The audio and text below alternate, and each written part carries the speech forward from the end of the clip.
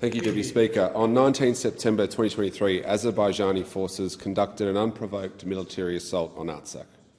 This attack precipitated a crisis and the forcible displacement of an estimated 100,000 Indigenous Armenians from their ancestral homeland. Prior to this September assault, Azerbaijani forces blocked the highway connecting the Republic of Artsakh and Armenia.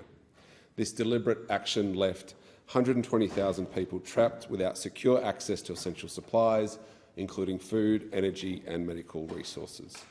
The tactics employed by Azerbaijani authorities in implementing and maintaining this blockade created untenable living circumstances for months. This blockade was deliberate and it created a crisis that lasted for 281 days, leading to Azerbaijan's two-day offensive. Despite a clear violation of the 2020 ceasefire agreement between both countries, Azerbaijan launched a large-scale offensive against Artsakh. Azerbaijan claimed its operations were not targeting civilians' positions, but witnesses painted a different picture. Strikes were reported close to large cities and densely populated areas, raising significant concerns about the safety and well-being of the civilian population. And by the end of those 2 fateful days, Artsakh reported that 27 people had lost their lives and more than 200 individuals were injured. This conflict led to further turmoil as authorities evacuated over 7,000 people from settlements. When fighting ended, Azerbaijan opened the border for the first time in months, and in fear and retribution at the hands of aggressors, an estimated 100,000 Indigenous Armenians fled. They had no option to leave, Deputy Speaker, and were forced to fear their homes for fear of death. As thousands fled Artsakh to escape the threats, a catastrophic explosion at a fuel storage facility resulted in the loss of at least 170 lives and injured more than 290 people. Deputy Speaker, the Armenian people have endured so much. The blockade, followed by the assault, have deeply concerned human rights organisations and experts in genocide prevention. Alarming alerts have been issued, indicating that the ethnic Armenian population in Artsakh is at significant risk of genocide. And these risks cannot be ignored by the world because Armenia has been through this before. For many Armenians, witnessing the unrest in the Artsakh region brought home horrendous memories, reopening deep wounds and igniting a sense of collective trauma that has persisted since the Armenian genocide of April 1915.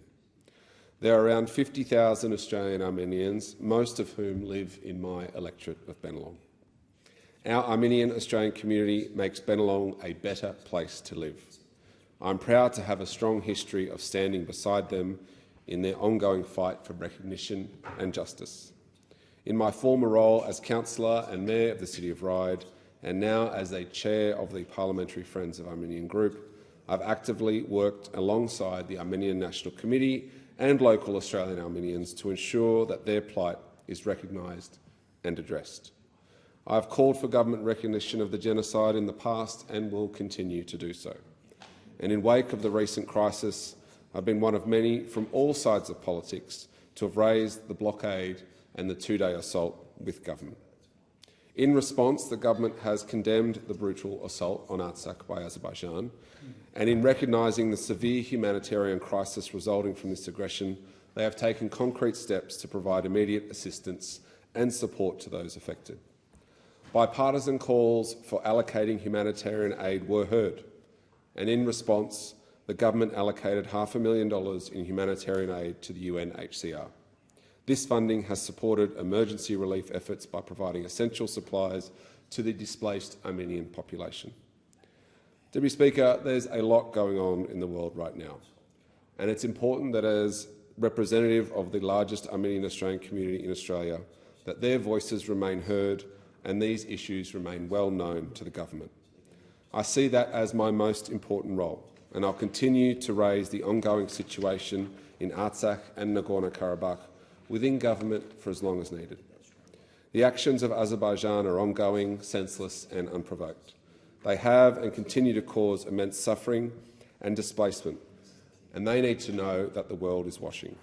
Political prisoners need to be released, internationally recognised borders must be respected, and ancient cultural sites must be preserved. These are not unreasonable asks. The question